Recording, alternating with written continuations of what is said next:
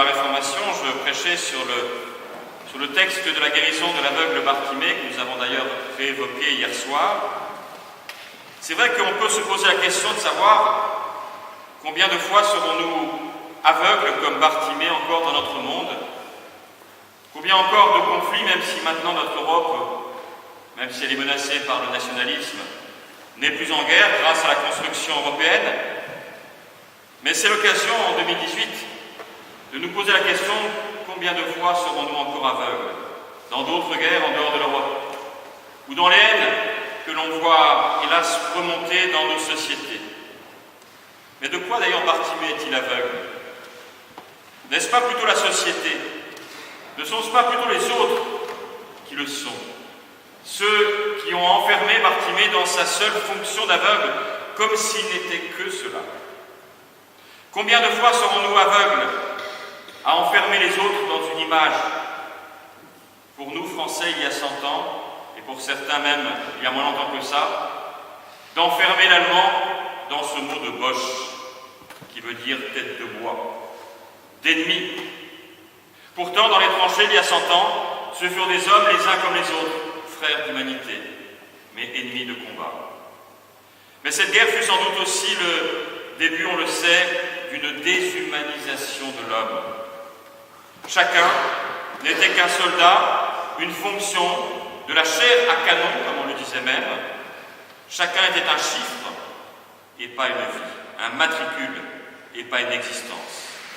Chacun n'était réduit qu'à sa fonction, comme Bartimée à la sienne, celle d'aveugle mendiant. Mais c'est nous qui étions et qui sommes peut-être encore si souvent aveugles. Lorsque l'on enferme les autres dans des images toutes faites, lorsqu'on pense par exemple que tous les musulmans sont islamistes, hier soir nous avons encore eu la preuve que évidemment cela est faux. Lorsque l'on considère que les juifs sont un danger et que les actes antisémites remontent fortement dans notre société, lorsqu'on veut construire un mur pour se protéger des Mexicains considérés en masse comme un danger, ou simplement lorsque nous enfermons l'autre dans sa culture ou même dans ses préférences sexuelles, oui, nous sommes aveugles. Jésus, dans ce récit, remet certes un homme debout, mais sans doute qu'il nous guérit aussi de nos propres cécités. Lorsque sur le ceinturon des soldats allemands était écrit Gott mit uns, Dieu avec nous, lorsque la France se proclamait fille aînée de l'Église et qu'elle était, tout comme l'Allemagne, prête à envoyer à la mort des millions d'hommes, oui, nous étions aveugles. Oui, nous étions aveugles après la guerre, lorsque nous avons signé ce traité de Versailles, soi-disant pour construire la paix, et qui n'était qu'une série d'humiliations de l'Allemagne par revanche de la guerre précédente, provoquant ainsi un peu en partie celle qui a suivi. Tout cela est ridicule. Mais si nous sommes aveugles, c'est qu'il nous faut aussi voir que notre temps est un temps d'inquiétude, de repli. On le voit bien partout dans le monde, en Europe aussi, la menace du populisme et du nationalisme, mais qui est le symptôme d'une angoisse d'avenir, d'une instabilité de nos modèles, et même peut-être, chez certains, d'une certaine gourmandise de vie. Vous savez, on dit parfois qu'il faut profiter du jour, carpe diem, sauf qu'on oublie le reste de la phrase, parce que carpe diem, c'est bien gentil de profiter du jour. Mais lorsque Horace s'adresse à une femme, il lui dit « cueille le jour, certes », mais il ajoute « et sois la moins curieuse possible de l'avenir ». Autrement dit, n'aie aucun souci du lendemain, ne prépare rien, fais aujourd'hui comme si tu mourrais demain. Eh bien, si je puis dire, Amos, le prophète Amos, en 750 avant Jésus-Christ, est un peu comme Horace. Il voit déjà la chute du royaume du Nord et le danger qui menace de l'Empire assyrien. Oui, chaque époque génère ses inquiétudes. On a bouté les Anglais en dehors de la France, on a combattu les Boches, et bien eux, ils ont dû combattre les Assyriens. Chaque époque, hélas, génère ses propres peurs d'invasion, peur de perte de nos sociétés, de nos vies et de celles et ceux qui nous suivront. Mais attention aussi, car dans cette inquiétude, angoisse, il y a parfois une délectation à la prophétie de malheur. Vous savez, c'est ce même mécanisme qui consiste à être un peu voyeur de temps en temps et à être attiré, qu'on le veuille ou non, par la souffrance. On le sait par exemple dans les accidents de la route où il y a souvent des accidents de l'autre côté parce que les gens ralentissent ou s'arrêtent pour regarder, mais notre regard est attiré par cela. Et on sait bien que la corrida, dans sa cruauté aussi, utilise ce voyeurisme de la mort. Mais dans le cas d'Amos, il y a aussi une peur quand même objective, un danger définissable. Aujourd'hui, on sent bien que c'est plus compliqué. Si on faisait, si je peux dire, un tour de table ou un tour de temple sur savoir quelles sont nos inquiétudes, il y en aurait beaucoup et sans doute dites très différentes les unes des autres. Des peurs diffuses qui génèrent de l'inquiétude. Alors que faire face à nos inquiétudes? Entendre Jésus qui nous invite à une non-inquiétude avec ces oiseaux du ciel, une sorte de carpe diem avant l'heure, mais de joli carpe diem, effectivement, et non pas de carpe diem du désespoir. Cette notion a été reprise souvent dans une formulation classique de dire que le royaume viendra. Mais dire que le royaume viendra, c'est aussi parfois une manière de dire que consolez-vous aujourd'hui et surtout ne réclamez pas trop. Or, le christianisme, je le crois, est une religion de l'engagement, et oserais-je dire du combat, mais pas du combat armé, mais du combat pour la paix, de la construction de la paix.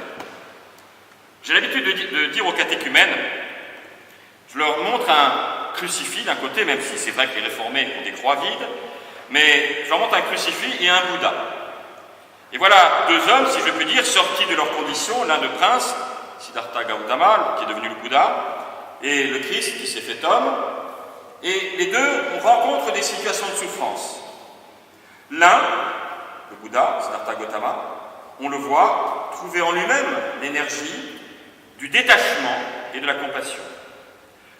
Ce qui est parfaitement légitime, il n'y a aucune critique de ma part.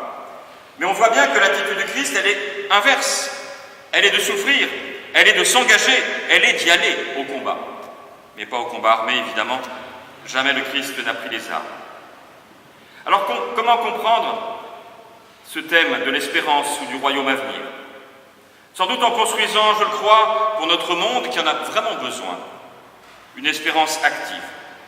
D'abord en disant que l'histoire n'est jamais jouée d'avance. L'homme n'est pas une marionnette sans liberté. Il a vocation à la liberté, mais aussi à une responsabilité active.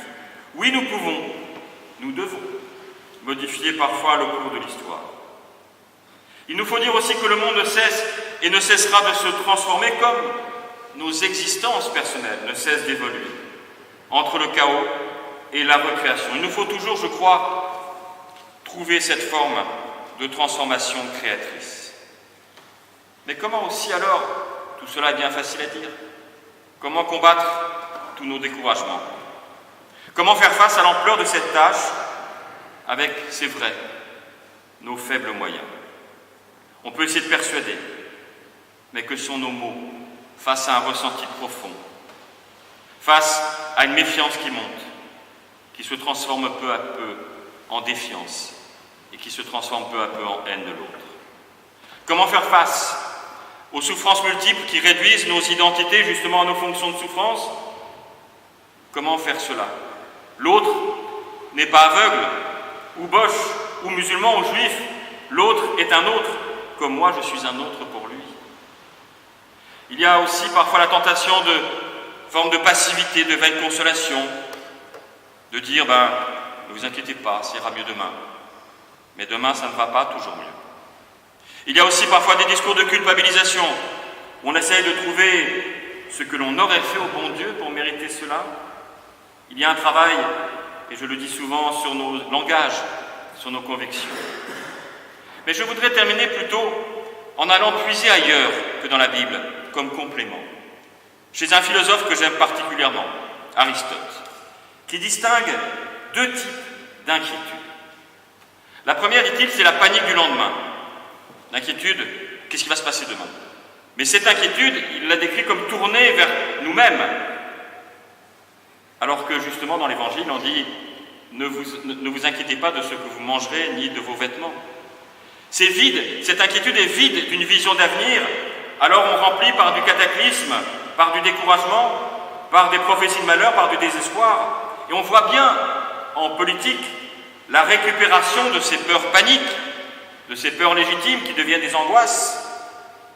Et puis, nous dit Aristote, comme complément de l'Évangile peut-être, il parle d'une inquiétude altruiste. C'est une inquiétude prophétique qui est une mise en garde pour l'avenir. C'est-à-dire attention à ce qui pourrait se passer dans l'avenir, mais il faut agir aujourd'hui. Peut-être qu'on pourrait traduire cela autrement, avec un langage chrétien, ces deux paniques, ces deux inquiétudes plutôt. La panique du lendemain, c'est en quelque sorte l'espoir de dire « ça ira bien ». Mais ça ne sert à rien. Prenons plutôt le mot d'espérance que celui d'espoir. L'espoir, c'est altruiste, c'est constructif, c'est responsable. C'est de nous dire aujourd'hui, demain matin, cette semaine, cette année, qu'allons-nous faire concrètement pour transformer ce monde, pour apaiser les tensions, sans naïveté, mais avec ouverture d'esprit. Comment être prophète aujourd'hui, à la manière d'Amos? Comment être à la suite de Jésus aujourd'hui? L'histoire nous donne bien des leçons. En 2018, 100 ans après 1918. Voilà pourquoi l'oubli est, je crois, notre principal ennemi. Mais le christianisme nous invite en plus à une véritable révolution intérieure, de passer du désespoir chaotique à l'espérance du dynamisme créateur de Dieu. Oui, cette semaine, avec qui allons-nous faire la paix? Quelle paix allons-nous favoriser? Déjà en nous, être en paix avec soi-même. Autour de vous, avec vos proches, vos relations, quelle paix construire? Et comment, au-delà, comme Église, et c'est nous tous qui sommes concernés, devons-nous, pouvons-nous être témoins de paix, pour qu'effectivement on puisse dire un jour d'une guerre que ce sera bel et bien la der des der. Amen.